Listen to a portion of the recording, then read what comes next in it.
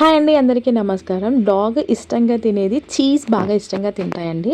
And నేను ఇది ఎక్కడ చూశాను అని అంటే, ఇప్పుడు ఫారిన్ కంట్రీస్లలో డాగ్స్కి చీజ్ పెట్టారు అనమాట. సో నేను అది చూసి, సో మన డాగ్స్ కూడా తింటాయా తినవా అని చెప్పేసి నేను పెట్టాను. చాలాసార్లు పెట్టాను. సో చాలాసార్లు తిన్నాయన్నమాట మా ఇంట్లో పెట్స్ అయితే. సో ఏమీ అయితే కాదు. సో నేను ఏంటి అని అంటే వీక్లీ ట్వైస్ అట్లా ఇచ్చేదాన్ని అనమాట. సో బాగానే తినేవి, ఇష్టంగా తినేవి అనమాట. సో అందుకనే చెప్తున్నాను, చీజ్ పెట్టడం వల్ల ఏమీ కాదు.